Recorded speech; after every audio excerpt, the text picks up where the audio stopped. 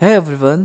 सो आज की वीडियो में हम करने वाले हैं medieval history of India CUET PG वाले बच्चों के लिए। अगर आप वैसे भी देख रहे हो तो वैसे भी आपके लिए हेल्पफुल रहेगा। अगर आपने किसी भी इस टॉपिक पर आ गए हो, स्लेव डायनेस्टी या फिर मेडिवल हिस्ट्री ऑफ इंडिया पे आ गए हो, तो ये आपके लिए भी यूज़फुल होगा। ठीक है, जिसका टाइम पीरियड हमारा 1206 से 1707 AD।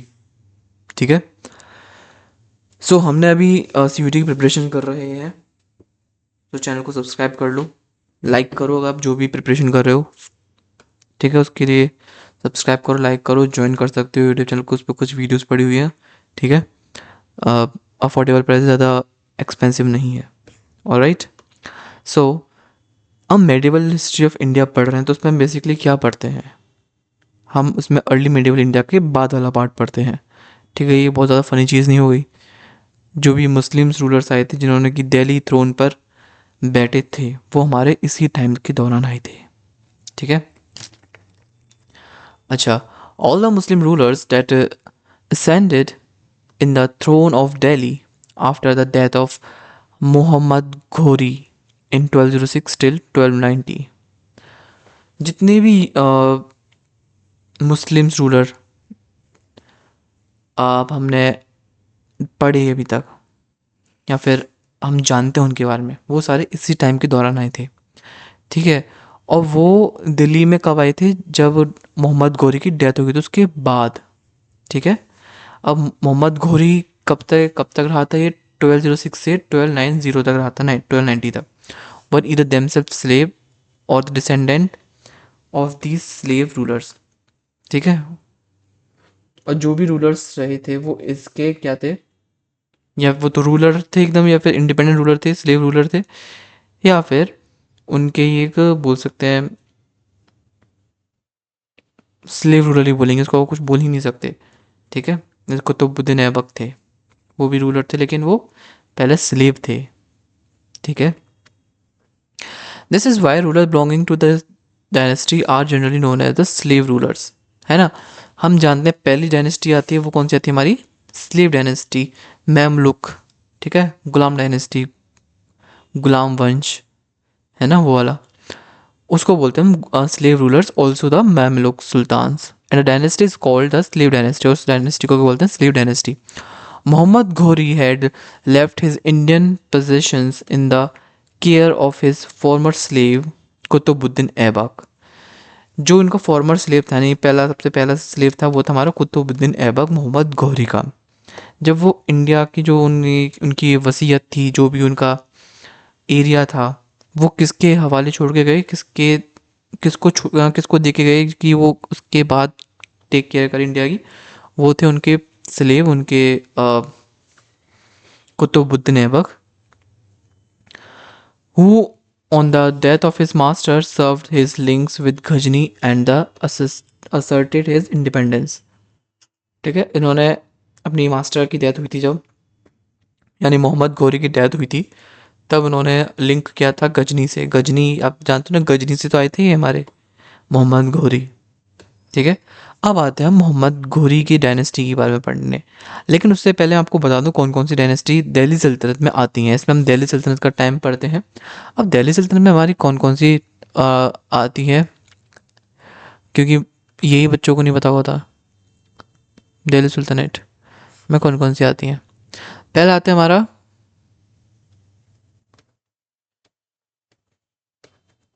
अभी क्या क्या है, स्लेव डायनेस्टी,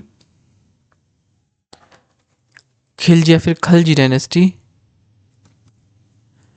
डायनेस्टी सब में सेम ही है ना। तुगलक डायनेस्टी,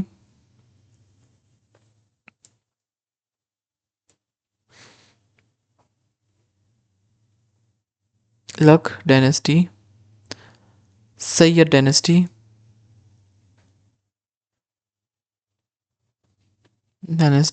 और लोधी डायनेस्टी। ठीक है, ये सारी डायनेस्टी रूल किया था अंडर दिल्ली सल्तनत के टाइम पीरियड के दौरान। ठीक है, दिल्ली सल्तनत के टाइम पीरियड में दिल्ली को तो रूल करेंगे ये लोग, और मशहूर और उसके आसपास की टेरिटरीज को या फिर आसपास के एरिया को भी। ठीक है, हम पहले पढ़ते हैं कुतुबुद्दीन ऐबक के बारे में।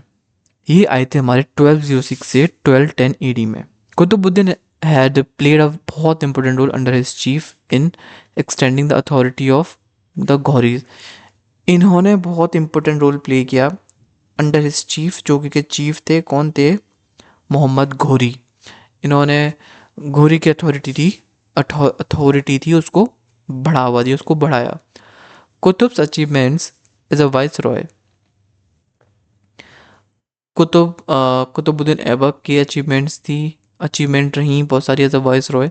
ठीक है, within the brief span of 4 years he was destined to reign and live. जो देखो, एक चीज़ बता दूं आपको आगे बढ़ने से पहले, जो हमने ऊपर चीज़ पढ़ी वो मुझे लग रहा है कि आप लोगों को समझ में नहीं आई है तरीके से, तो ध्यान से सुनना जो मैं समझा रहा हूँ। मोहम्मद घोरी की डेथ 1206 AD में हुई थी। ठीक है, उसके बाद जो मुस्लिम रूलर इंडिया में पावर में आए, वो खुद को, या फिर बोल सकते हैं वो खुद को गुलाम यानी स्लेव थे। वो खुद गुलाम या फिर स्लेव थे किनके? मोहम्मद घोरी के। ठीक है, या स्लेव के डिसेंडेंट्स थे। इसलिए इस पीरियड के रूलर्स को हम बोलते हैं स्लेव रूलर्स, मामलुक सुल्तान्स। ठीक है, इसको मामलुक सुल्तान भी कहा जाता है, और उनकी डायनेस्टी को स्लेव डायनेस्टी कहते हैं। सीधी सी बात है भैया। अब जो गौरी ने अपने इंडियन एरियाज को मतलब चार्ज किया, अपने खुद के अंडर में ले लिया था उस टाइम। ठीक है, और उनका वो कौन था जो इंडिया को छोड़ के गए थे? किसको चार्ज दे गए थे, किसके टेक केयर में दे गए थे? वो दे गए थे स्लेव कुतुबुद्दीन ऐबक के। ठीक है, गौरी ने अपना इंडियन एरिया को इंडिया का चार्ज इसको दे दिया था, मोहम्मद गौरी को दे दिया था। जब घोरी की डेथ हुई, मोहम्मद घोरी की डेथ के बाद ऐबक ने गजनी से रिश्ता तोड़ दिया था। ठीक है, जितने भी रिश्ते थे सबको तोड़ दिया और खुद को इंडिपेंडेंट रूलर डिक्लेयर कर दिया। बेसिकली इसका मतलब ये था। ठीक है, आई गेस मैंने शायद ये एक बताया नहीं था। ठीक है, लिंक के बारे में बताया था, लेकिन एनीवेज अब बता दिया।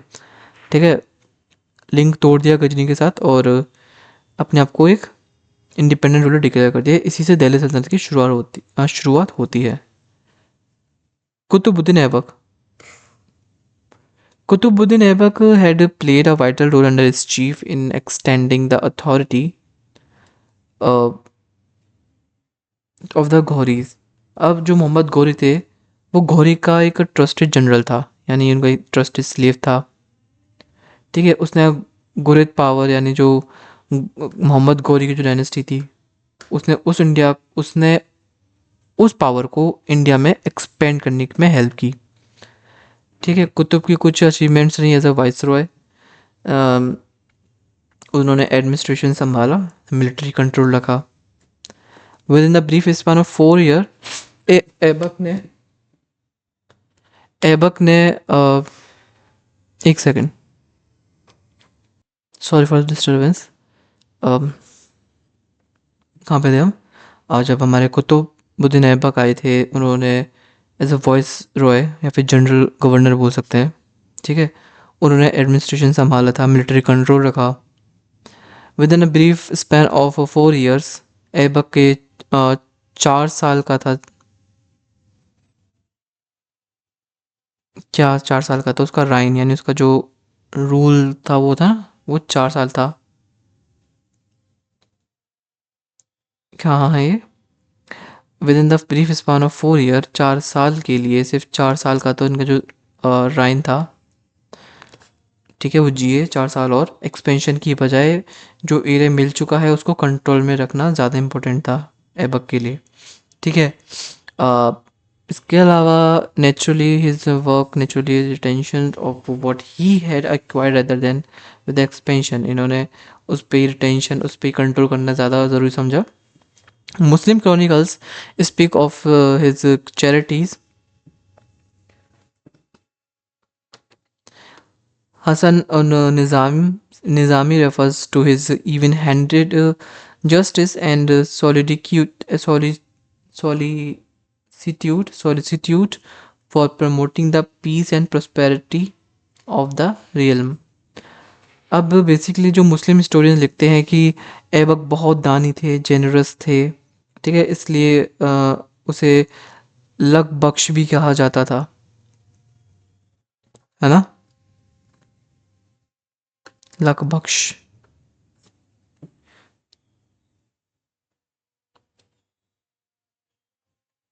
हसन उन निज़ामी रेफर टू हिज लाइक, जो हिस्टोरियन हसन उन निज़ामी थे, वो कहते हैं ऐबक फेयर जस्टिस देता था, लोगों की पीस और प्रॉस्पेरिटी का ख्याल रखता था, ठीक है। और his devotion to Islam is attested by the two mosques built by him at Delhi and Ajmer. The fact that the Qutb could not sufficient consolidate his position in borne out the fact that his nominee and adopted son Aram Shah was driven out from the throne by the Turkish noble of Delhi who replaced Aram by their own nominee Samshuddin Iltutmish।